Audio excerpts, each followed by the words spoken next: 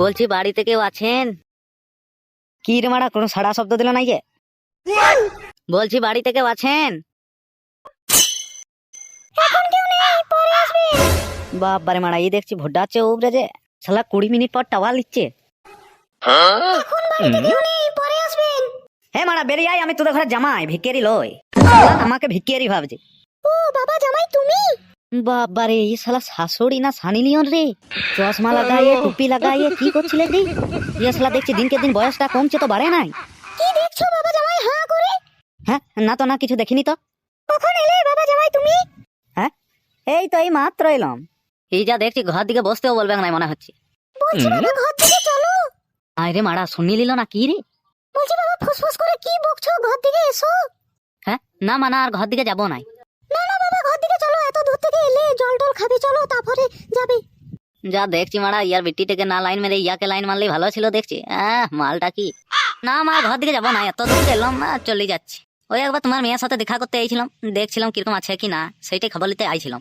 তো বাবা তুমি হাতে ওগুলো কি এনেছো, তাহলে ঘর থেকে যাবে না তো দিয়ে যাও।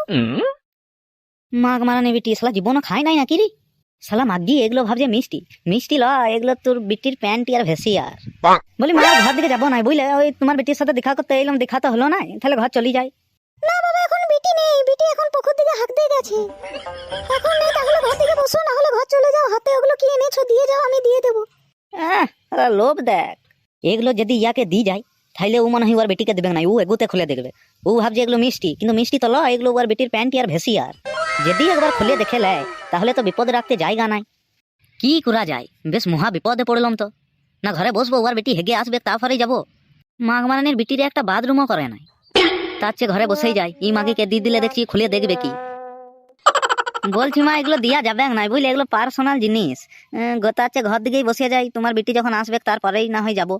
কি পার্সোনাল জিনিস এনেছো বাবা যে আমাকে বলা যাবে না? আমিও তো তোমার সেই বউয়ের মা, আমাকেও সেই একই মতো ভাবো নাও, আমাকে দেখাও না, তোমার বউকে আমি বলবো না। এই দেখছি শাশুড়িকে একটু পুটাপুটি করলে মনে হচ্ছে লাইনটা হয়ে যেত, একটু চেষ্টা করে দেখবো কি। যাই ঘর দিকে বসে গিয়ে দেখি, যদি একটু ঠাকুর করে ফুল চন্দন ফেলাইয়ে লাইনটা লাগাই দেয় তাহলে এই গরিবের খুব উপকার হয়।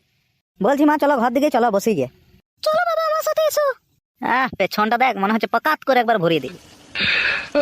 যাই ঘর দিকে যাই, দেখি গে যদি লাইনটা লাগে, মানে শাশুড়ি মায়ের সঙ্গে।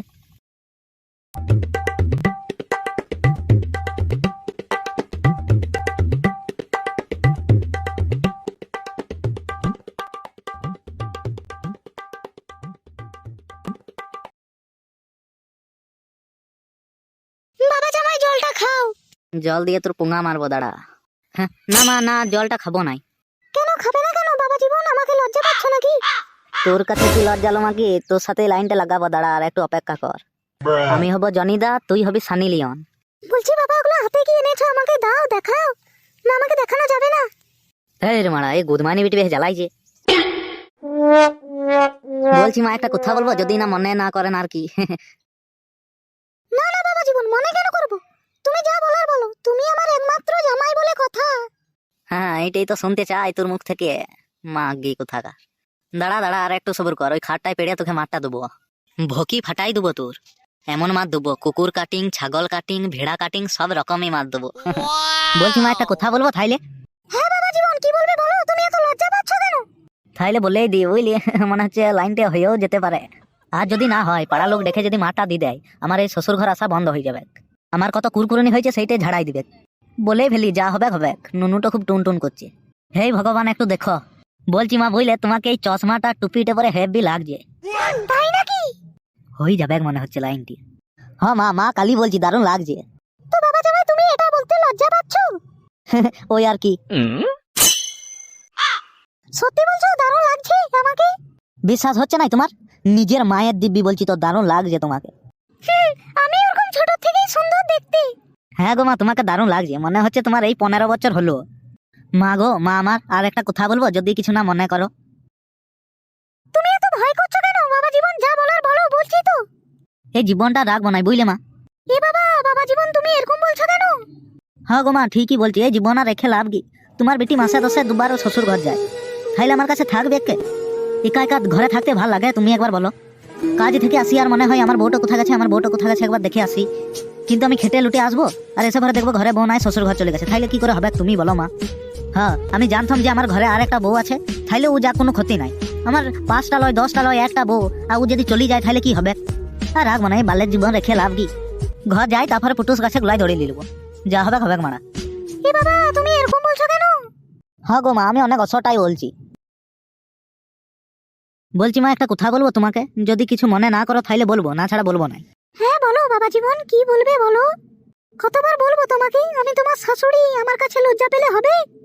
বলছি মা, আমার শ্বশুরটাও তো মরে গেছে, তোমার একা একা থাকতে ভালো লাগে? সে আর দুঃখের কথা কি বলবো বাবা তোমাকে, কোনো মেয়ের কি একা একা থাকতে ভালো লাগে তুমি বলো? সে আমি তো জানি কোনো মেয়ের একা একা থাকতে ভালো লাগে না, তার জন্যই তোমাকে শুধু হলাম।